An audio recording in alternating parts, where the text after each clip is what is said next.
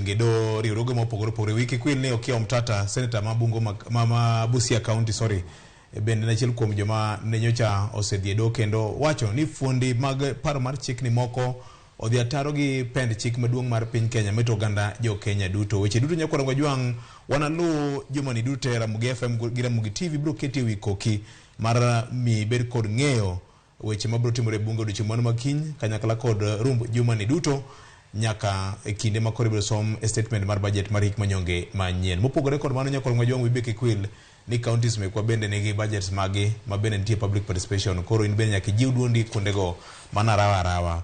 Mopogore kod mano nyakwara ngwajwang' koko nyocho neno e bunge mar piny Kenya ka kweth mag jotend Azimio la Umoja kod Kenya Kwanza ne jotwerre maendi bang' ka Azimio ne chwalo nying jal manyien mana gidwaro ni okaw kar Sabina Chege ma bende giwacho ni tinende osebedo ka oloko ng'e ne gin.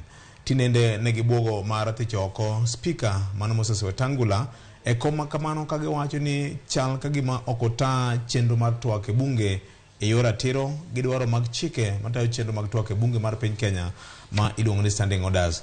Ma ok en mokwongo ka motelo kacha kane Azimio ne timo lokruok speaker nong'iso gi ni mondo mi gikele nying ng'ama gidwa ni gi mi lemo makamano. En ang'o manyien manyocha kolokore kendo Fred? Victor, ma siasa. Ma siasa to en siasa mar Jubilee. Chai mano odonje bunge. Ting'eyo ni Jubilee ntiere kora Azimio. Koro mae bende onyiso kit chido mar siasa ma wan godo. Ma oka achung' kendo oka amungo kata matin, Victor.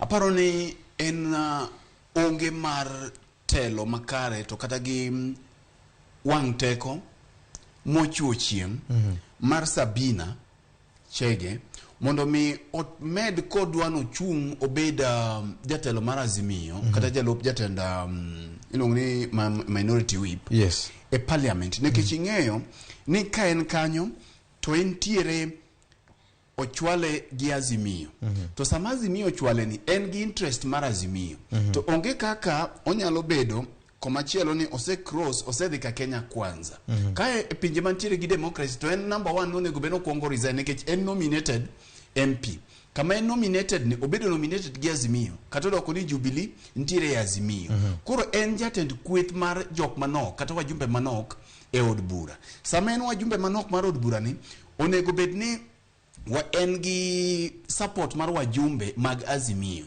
to katelo mar Azimio emose wacho ni oko represent interest margi koro obedo ng'ama onge gi moral authority onge gi oteku ma omiye gi Azimio mondo mi odhi ochwal dwaro mar Azimio nekech Victor kuom ranyisi ka sani Azimio ochiwo okang' margi e wach mar finance bill to en kancha waneno tineno ka Sabina Chege ne ntiere State House kendo kinde duto ne ntiere State House kamora mora makero odhiye koro en osebedo ja Kenya Kwanza koro ne ok onego rit kata mana mondo Azimio chwal paro makamae do Amina e od bura en nonego bedni osewe gini kende owuon to nekech kit siasa ma wan godo pacho kae ma gin siasa ma onge policies gin siasa ma onge chung ema miyo koro ne gini chopo kamogikeni mamiyo ncha nineno adonga gwecho motimo kaching manyocha ne odirore od bura to ene mano chuno joka gidiro adong manyocha no otimore kamacha anaparo gi pacha ni Sabina Chege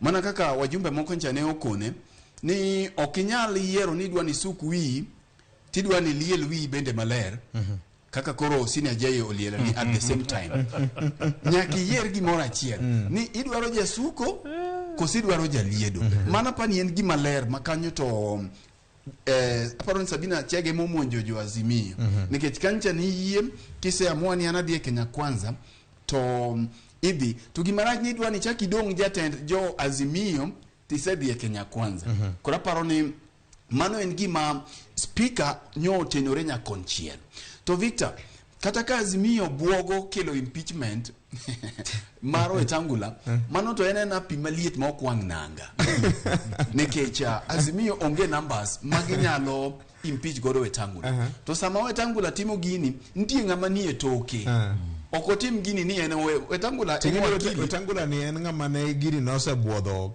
Senate kanen senator unyalo paro wato kinde kod jonasa. Yes. Gi kaka ne ogole ma orengo koro ni odo tigo teku mare mar chulo kuor samoro. Yes. To kata ko chulo kuor ting'e ni nitiere chik. Kata ko chulo kuor to nitiere chik, to bende en wakili ong'eyo gidi ma kata ka ni neno otimo kako timo samoro en wuon to koero but nitiere lwedo machwale. Ing'eyo ni Wetangula onge wabunge manda akiane Ford Kenya ni wabunge die parliament. Omiyo kama nitiere cha en ng'amo ting to keti. Koro iwacho ga ni kineno kopudho opuko idho yien to nitiere ng'amo idhe. Koro opuk bende ok nyal ng'ong'o ni ng'at mo idhe kacha. Ni mar ng'amo idhe cha pom nigi teko mar gole maduoge piny. To ng'ama nigi teko mar gole maduoge piny en Kenya Kwanza. Koro oserve interest mar Kenya Kwanza. King'iyo karata mabende samoro ncha ne ogoyo nikech sani nitiere wabunge kwan wabunge maromo 7 mag Azimio ma ncha ne oriembe od bura moko kuom thuolo mag jumbe 2 moko nyaka dweche 2 to samo chungo gini eming'e ni finance bill chabire to magi gin wabunge ma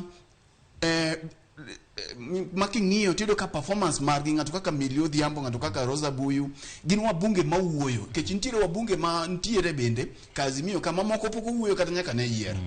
Koro maka kato ng'eyo ni onge gima dhi timo. Koro paro ni bende en kwano mano ogoyo. Mana ni impeachment to Azimio ok nyal nikech gionge numbers. Gima ne Wetangula otimo ok en gima ber, lakini ober ne Kenya Kwanza nikech ochope goal mane gidwaro. But gima duong' monego bende timore nikech eventually Sabina Chege biro wuok nikech ka jok mi telo ne gi mosekwedi tiende ni onge kata buch Azimio monyalo betie mondo mi gigo mpaka nikech ka wabunge ka osebedo hostile makoro ok gidwari kamacha onge kaka inyalo wacho ni nyalo wuoyo e interest margi. Koro ana paro ni mondo mi kik gikel drama mang'eny gi Sabina Chege onego beni ogwetao owuogi owe ng'at macha no yier kanyo kech ok inyal chuno ni mondo itel ne kweth moro githuon ka jogo ok dwari. Wach malich ndi Jay Bonyo standing orders mag bunge tang'e ni ler ndi Moses Wetangula wacho ni chal gi malwete